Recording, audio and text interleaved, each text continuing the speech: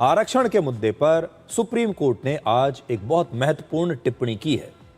हमारे देश में आरक्षण के दुरुपयोग को लेकर अक्सर सवाल उठते रहते हैं और इस पर लगातार बहस होती रहती है। कुछ लोग आरक्षण के पक्ष में हैं, कुछ लोग आरक्षण के खिलाफ हैं, कुछ लोग ये कहते हैं कि आरक्षण का दुरुपयोग हो रहा है।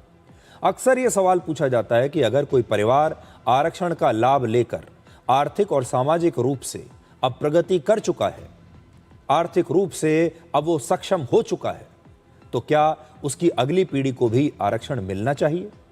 यानी क्या आरक्षण का लाभ पीढ़ी दर पीढ़ी ऐसे ही मिलते रहना चाहिए? आज सुप्रीम कोर्ट में भी एक मामले की सुनवाई के दौरान यही सवाल उठा।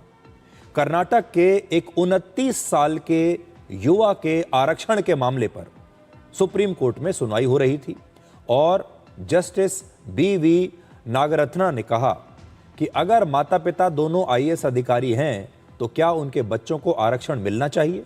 तो बच्चों को आरक्षण क्यों मिलना चाहिए? शिक्षा और आर्थिक सशक्तिकरण से सामाजिक उन्नति होती है। अगर अगली पीढ़ी भी आरक्षण लेती रहेगी तो हम कभी भी इससे बाहर नहीं निकल पाएंगे। ये उनकी टिप्पणी है। इस टिप्पणी के जरिए सुप्रीम कोर्ट ये कहना चाहता है कि आरक्षण का एक उद्देश्य था और वो था सामाजिक रूप से पिछड़े लोगों को ऊपर उठाना, समाज में उन्हें शिक्षित करना और उन्हें नौकरियों में अवसर देना और समाज में बराबरी का अधिकार दिलाना। लेकिन अगर कोई परिवार पहले से ही अच्छी शिक्षा पा चुका है, आर्थिक रूप से मजबूत हो चुका है, पैसे वाला है, उस परिवार के सदस्य ऊंचे ऊंचे पदों पर पहुंच चुके हैं, तो क्या अब भी उस परिवार के आने वाले बच्चों को आरक्षण की जरूरत है? ऐसा ही कुछ इस मामले में हुआ। देखिए, बड़ा इंटरेस्टिंग मामला है। आपको बताते हैं केस क्या है। यह मामला कर्नाटक के एक युवा का मामला है जिसका चयन वहां के एक सरकारी विभाग में OBC रिजर्वेशन की श्रेणी में हुआ। यानी इसे OBC रिजर्वेशन का फायदा मिला और नौकरी के लिए इसे कास्ट सर्टिफिकेट चाहिए था। लेकिन वहां के स्थानीय प्रशासन ने इस युवा को कास्ट और इनकम सर्टिफिकेट देने से इनकार कर दिया। प्रशासन का कहना था कि यह युवा क्रीमी लेयर से आता है, इसलिए उसे OBC आरक्षण का फायदा नहीं मिल सकता। इसके बाद यह मामला कर्नाटक हाईकोर्ट में गया, क्योंकि यह युवा कर्नाटक हाईकोर्ट पहुंच गया और कहा कि मैं OBC का जो रिजर्वेशन है उसके लिए क्वालिफाई करता हूं। लेकिन कर्नाटक हाईकोर्ट ने भी माना कि ये जो युवा है ये क्रीमी लेयर में आता है और इसे आरक्षण नहीं दिया जा सकता। क्रीमी लेयर का मतलब है कि ये युवा अच्छे खासे परिवार से आता है, आर्थिक रूप से मजबूत परिवार से आता है, ऐसा परिवार है जिसे आरक्षण की आवश्यकता नहीं है। इसलिए हाईकोर्ट ने भी इस युवा के खिलाफ आदेश दे दिया। अब इसी मामले को लेकर अब ये युवा सुप्रीम कोर्ट आ गया और ये कहता है कि मुझे तो कास्ट सर्टिफिकेट चाहिए, इनकम सर्टिफिकेट चाहिए, OBC का रिजर्वेशन चाहिए। अब इस केस में बार बार एक शब्द का जिक्र हो रहा है और वो है क्रीमी लेयर।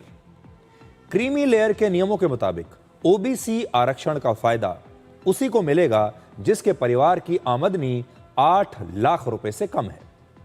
यानी अगर किसी OBC परिवार की सालाना आमदनी 8 लाख रुपए से ज्यादा है तो उनके बच्चों को OBC आरक्षण का फायदा नहीं मिलता। पैसे के अलावा अगर माता पिता सरकारी नौकरी में हैं तो उनके पद के हिसाब से भी क्रीमी लेयर तय की जाती है। कई राज्यों में क्रीमी लेयर को लेकर अलग अलग नियम हैं। क्रीमी लेयर की ये व्यवस्थाएं इसलिए की गई ताकि जो लोग आरक्षण की वजह से पहले ही तरक्की कर चुके हैं, पहले ही आर्थिक रूप से संपन्न हो चुके हैं, उनकी जगह अब दूसरे जरूरतमंद लोगों को आरक्षण की सुविधा दी जाए, जिन्हें इसका वाकई में इसकी जरूरत है और इससे आरक्षण का फायदा ज्यादा से ज्यादा लोगों को मिल पाएगा, उन लोगों को मिल पाएगा जिन्हें वाकई में इसकी आवश्यकता है। इस केस में जिसने याचिका दायर की थी उसके परिवार के सालाना आमदनी जो है वो लगभग 19.5 लाख रुपए है। जो युवा आया है सुप्रीम कोर्ट में उसके परिवार की आमदनी है सालाना 19 लाख रुपए और 8 लाख रुपए की तय सीमा से ये काफी आगे है, काफी ऊपर है। आपने देख लिया। जांच में यह भी पता चला कि इस युवा के माता पिता दोनों ही सरकारी नौकरियों में हैं, सरकारी कर्मचारी हैं। इस समय केंद्र सरकार ने आरक्षण को लेकर जो सीमा तय की है उसके मुताबिक शेड्यूल कास्ट के लिए 15%, शेड्यूल ट्राइब्स के लिए 7.5%, अदर बैकवर्ड क्लासेस यानी OBC जो क्रीमी लेयर के दायरे में नहीं आते उनके लिए 27% और जो आर्थिक रूप से पिछड़े हुए हैं उनके लिए 10% अलग से आरक्षण की व्यवस्था है। यानी केंद्र सरकार की ओर से ही कुल मिलाकर 59.5% आरक्षण हमारे देश में लोगों को दिया जा रहा है। अलग अलग कोटे के हिसाब से आपके सामने ब्रेकअप है, लेकिन कई राज्यों में आरक्षण की सीमाएं और श्रेणियां अलग अलग हैं। यह राज्यों पर निर्भर करता है और आपने देखा होगा तुष्टीकरण के लिए, चुनाव जीतने के लिए, किसी खास वर्ग को खुश करने के लिए राज्य सरकारें अक्सर जो रिजर्वेशन को लेकर अपने फैसले बदलती रहती हैं।